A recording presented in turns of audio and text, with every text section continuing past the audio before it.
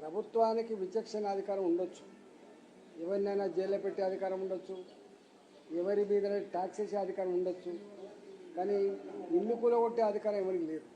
నేను మొదటి నుంచి చెప్తున్నా, హైడ్రా ఎప్పుడైతే పుట్టిందో ఇంకా హైడ్రా పేరు ఎక్కడి నుంచి వచ్చింది, ఎవరి వారసత్వంగా వచ్చిందని ఎవరికి తెలియదు. కానీ రేవంత్ రెడ్డి గారు చెప్పింది, ఈ హైడ్రా అనేది ఆనాటి ప్రపంచంలో ఎవరు నియంత్రణ గురించి మాట్లాడినా హిట్లర్ గురించి మాట్లాడతారు.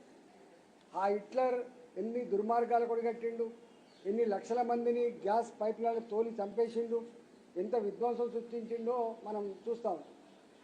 ఈ హైడ్రా అనే పేరట అత్యున్నతమైన నిర్ణయాలు తీసుకున్నటువంటి ఒక బాడీ. హిట్లర్ రాజ్యంలో ప్రజల మీద అఘాయిత్యాలు కావచ్చు, ప్రజలను చంపే విషయంలో కావచ్చు, ఇవాళ ప్రజాస్వామ్యాన్ని కూలి చేసే విషయంలో కావచ్చు, తీసుకునే నిర్ణయాల సంస్థ పేరే హైడ్రా అని చెప్పి అయితే వారు చెప్పిండ్రు. ఆ హైడ్రా అంటే హిట్లర్ని ఆదర్శంగా తీసుకొని హైడ్రాని స్థాపించినట్టుగా ఆయన చెప్పుకుండు. కాబట్టి హైడ్రా వచ్చినప్పటి నుంచి కూడా చూస్తూ ఉన్నాం.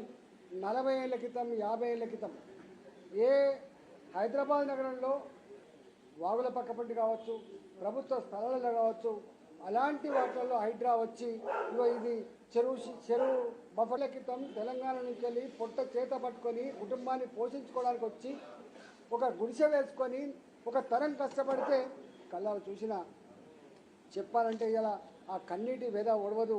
నల్ల చెరువులో ఇల్లు కూలగొట్టినప్పుడు బుచ్చమ్మ అనేటువంటి యాదవ మహిళ ఎట్లా చూసారు జరిగిపోయింది. కానీ హైడ్రా చరిత్ర చూసిన తర్వాత ఇది పేదల ఇల్లు కూలగొట్టేటువంటి ఒక సంస్థగా, ప్రజల్ని వేధించే సంస్థగా, ఇవాళ వాళ్ళకు అనుకున్న వాళ్లకు భూములు కట్టబెట్టి వాళ్ళకు వ్యతిరేకంగా ఉన్నటువంటి వాళ్ళ ఇండ్లు కూలగొట్టుడు, భూములు గుంజుకునే సంస్థగా అది రికార్డుకి ఎక్కింది. కాబట్టి కోర్టు అనేక సార్లు, నాకు తెలిసి ఒక 60-63 సార్లు ఇవాళ కోర్టు ధిక్కరణకు పాల్పడినట్టు చెప్తా ఉన్నారు. కాబట్టి గిన్నిసార్లు ధిక్కరణకు పాల్పడుతున్నప్పుడు మరి ప్రభుత్వం మార్చుకోవాల్సి ఎక్కడ ఉండే.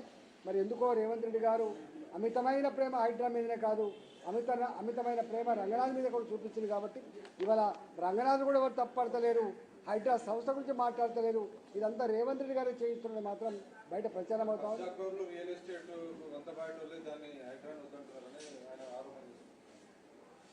ఇది దాని మీద పోలింగ్ పెడితే మీలాంటి టీవీలల్లా ఈ హైడ్రా చేస్తున్న పని గొప్పగా ఉందా చెడ్డగా ఉందా అని చెప్పి మీరు పోలింగ్ పెడితే దాన్ని బట్టి తెలుస్తాయి కదా. దానికి నేను చెప్పినందుకు ఇంకోటి చెప్పలేదు. హైడ్రా అనేది ప్రజల గూడును కూల్చే సంస్థగా ముద్రపడ్డది, ప్రజల్ని వేధించే సంస్థగా ముద్రపడ్డది. ఎక్కడో అక్కడక్కడ ఆక్యుపై చేయబడ్డటువంటి పార్కులు కొంత కాపాడొచ్చింది కాదు. హైడ్రా 90% మాత్రం ఈ హైడ్రా అనగానే భయపడే పరిస్థితి వచ్చింది. ఒకనాడు మీకు తెలుసు రియల్ ఎస్టేట్లో ఇది రివర్ పక్కకున్నటువంటి రివర్ ఫ్రంట్ పక్క పంటున్నటువంటి ఇళ్ళని, లేకపోతే చెరువుల పక్క పంటి లేక్ వ్యూలు అని చెప్పి వచ్చాయి. ఇవాళ లేక్ వ్యూ రివర్ ఫ్రంట్ అని కానీ పేరు చెప్పుకునేటువంటి పరిస్థితి లేదు. ఇవాళ ఎక్కడికి వచ్చిందంటే హైదరాబాద్లో ఏ అపార్ట్మెంట్ కొనుక్కోవాలన్నా, హైదరాబాద్లో ఎక్కడైనా గేటెడ్ కమిటీలో కానీ ఇవాళ హైదరాబాద్లో కట్టిన ఇల్లు కొనుక్కోవాలంటే హైడ్రా పర్మిషన్ ఉందా అని చెప్పి అడిగే పరిస్థితి వచ్చింది. హైడ్రా అన్ని సంస్థల కంటే ఒక సుప్రీం సంస్థగా, అది రెవెన్యూ డిపార్ట్మెంటు, అది మున్సిపల్ అడ్మినిస్ట్రేషన్ డిపార్ట్మెంటు, అది హోమ్ డిపార్ట్మెంటు, ఏ డిపార్ట్మెంట్ కూడా వాటిని నియంత్రించే పరిస్థితి లేదు. చివరికి కోర్టులు కూడా దాన్ని నియంత్రించలేకపోయినాయి. వాళ్ళకి యాసకు వచ్చి మొన్న వాళ్ళు ప్రకటించారు. కాబట్టి నాకు తెలిసి ఒక స్టేజ్లో రేవంత్ రెడ్డి గారికి కూడా ఈ హైడ్రా సంస్థ ఇంటదో అనే పరిస్థితి వచ్చింది.